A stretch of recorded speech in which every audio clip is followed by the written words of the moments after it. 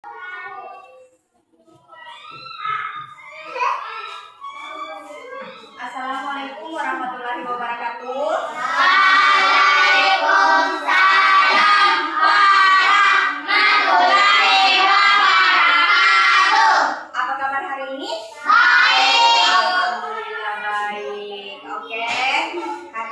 Karena hari ini kita tidak lama lagi mau pulang. Sebelum kita mulai belajar kita, mari kita berdoa. Untuk ketua kelas silakan pimpin doa belajarnya. Teman-teman, sebelum kita belajar, mari kita berdoa. Berdoa dimulai. Bismillahirrahmanirrahim. Amin. Oke, sebelumnya Ibu akan lanjut absen dulu. Mau tanya siapa yang sudah hadir hari ini? Hadir semua. Hadir semua, alhamdulillah kalau hadir semua. Oke, karena hadir semua kita sebelum masuk ke pembelajaran kita hari ini, mari kita berdiri bersama untuk menyanyikan salah satu lagu yang kalian hafal. Lagu apa? Oke, Pemuda Pelajar. 1, 2, 3. Pemuda pelajar, giatlah belajar, kejar cita-citamu, tak pernah ringan, tetap terus maju, berjuang sekuat tenaga. Ingatlah selalu akan kewajibanmu, tetap insaf dan sabar. Junjunglah derajat bangsa dan negara, ingatlah panggilan dosa. Oke, tepuk semangat.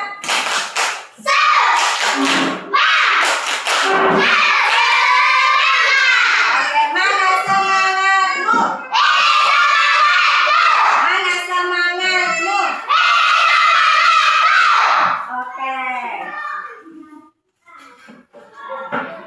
Oke.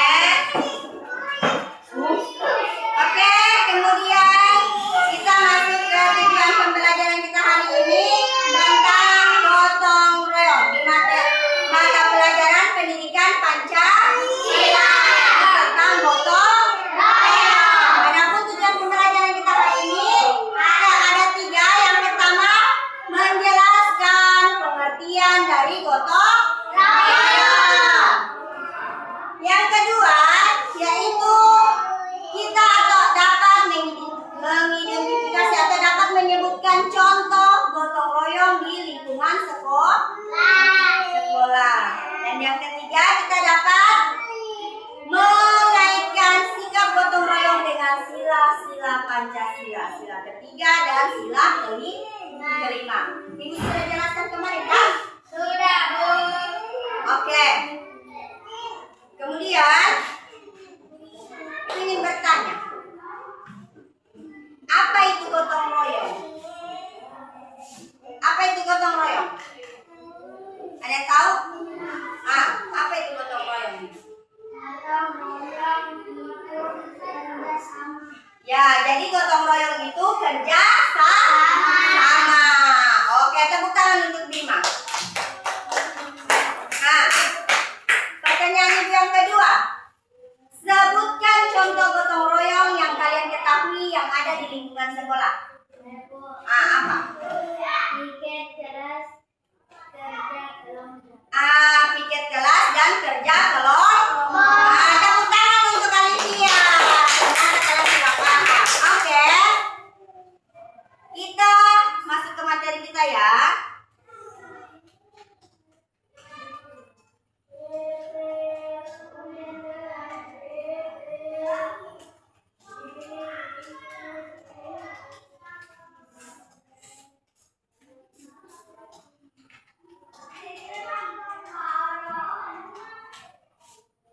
Ya. Gotong royong. Jadi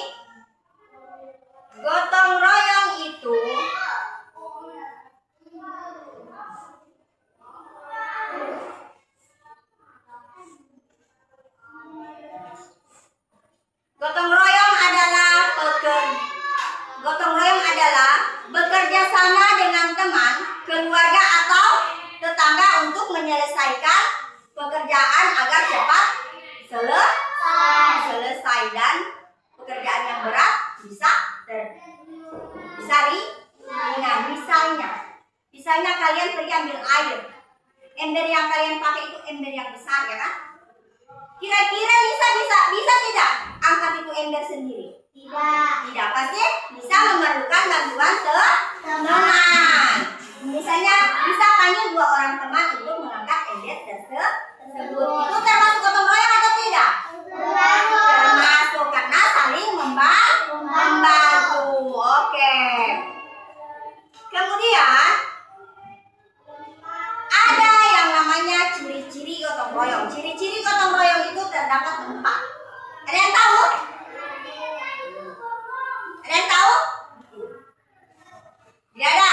Nah, ada 4 ciri-ciri gotong royong. Yang pertama, dikerjakan bersama-sama, tidak sendiri. Yang kedua, saling membantu teman yang kesulitan. Yang ketiga, tidak membeda-bedakan teman. Dan yang keempat, semua ikut berperan sesuai kemampuan. Dan bagaimana sesuai kemampuan? Misalnya, kita kan biasa ada tradisi namanya angkat rumah kan? Nah, saling membantu toh mengangkat rumah. Kira-kira kalau orang sakit bisa tidak dia bantu itu orang, bantu itu ke tetangga angkat rumah? Tidak kan? Itu membantu sesuai kemampuan. Kalau orang sementara pincang sakit kakinya, bisa tidak dia angkat itu air? Tidak kan? Nah, itu termasuk semua ikut berperan sesuai kemampuan. Paling dia kalau orang pincang atau orang sakit kakinya, paling dia hanya duduk kan? Duduk atau bantu angkat air minum, ya kan? Itu sesuai kemampuan. Oke. Nah, contoh gotong royong di lingkungan kelas. Nah, contoh gotong royong di lingkungan kelas itu di sekolah. Nah, di sekolah kayak yang Alifia tadi bilang, ada yang namanya piket ke kelas, ada yang namanya kerja kelompok, membersihkan halaman saat Jumat bersih, dan mengangkat meja bersama. Itu termasuk contoh gotong royong di dalam sekolah. Nah, kalau di rumah, ada yang tahu kalau di rumah? Nah, apa kalau di rumah? Belum dibilang. Nah, kalau di rumah biasanya kalian membantu ibu kalian tidak? Mama kalian tidak di sekolah? Di rumah? Bantu. Nah, dan kalian membantu orang tua itu termasuk contoh gotong royong. Ini contoh gotong royong di lingkungan rumah. Membantu ibu menyapu, membersihkan mainan bersama adik. Kalau ada adik, biasa kan mainan kalau dalam rumah tak hambur toh. Nah, karena tak hambur, kamu pasti babaan tuh, mamanya kamu kasih taruh di keranjang dulu nak. Itu mainannya adikmu.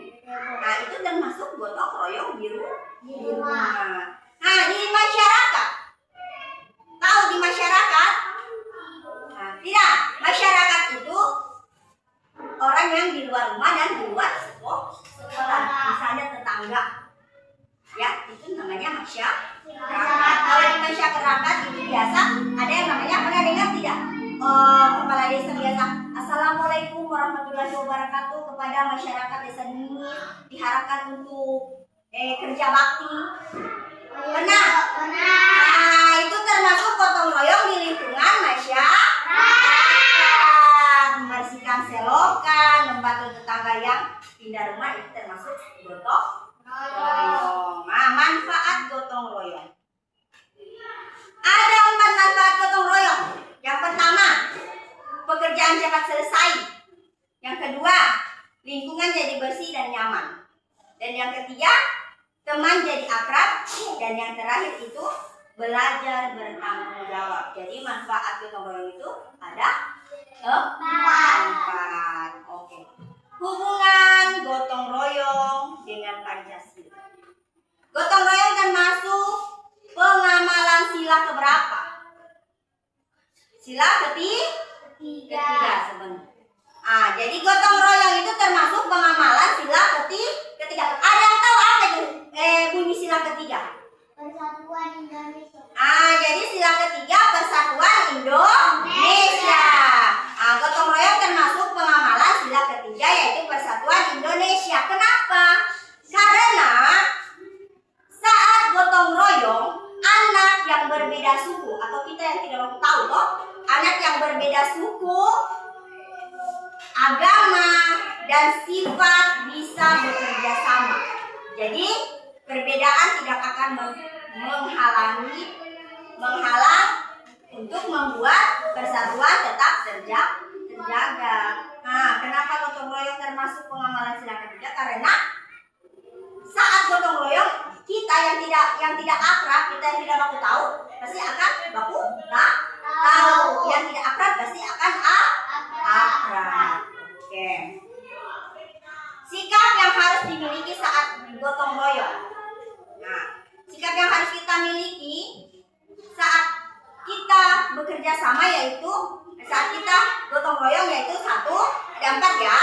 Yaitu yang pertama kerjasama, yang kedua tolong menolong, yang ketiga tidak malas, dan yang keempat menghargai teman. Oke, sampai di sini ada yang mau bertanya?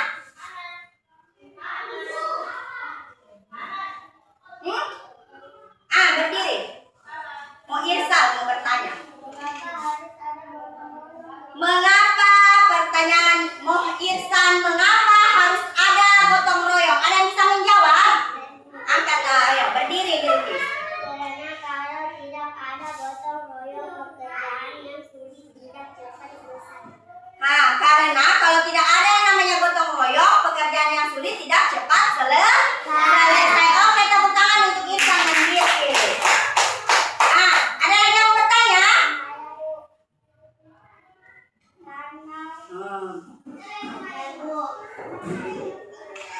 Kenapa gotong royong terdapat sila ketiga? Kenapa gotong royong terdapat sila ketiga? Ada yang mau sebentar, Gani. Ada yang mau menjawab? Ayo Repaldi.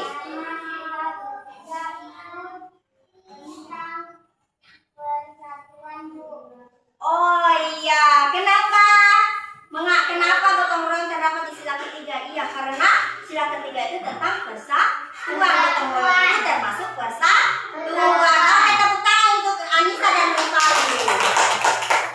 Oke deh. Ya, ada yang mau bertanya lagi? Oke, Bima.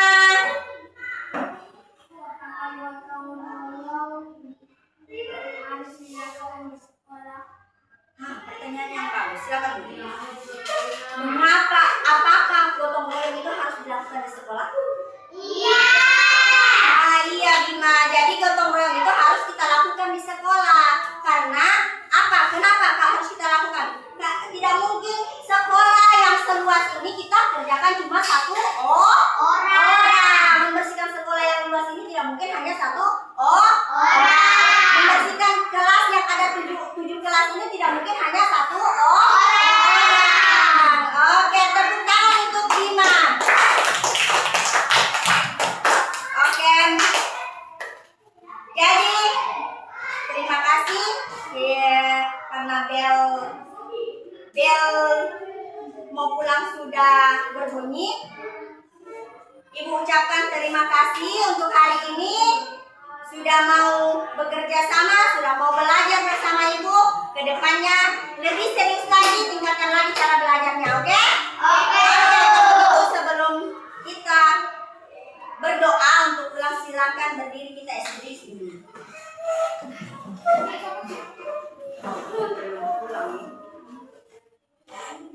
Oke, SBD-nya apa? Tepuk siku. 1, 2, 3. Tepuk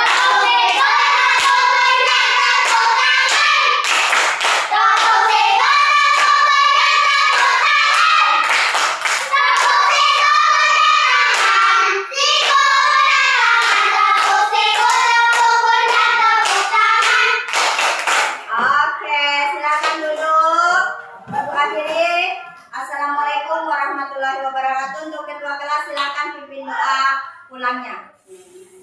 Teman-teman, sebelum kita pulang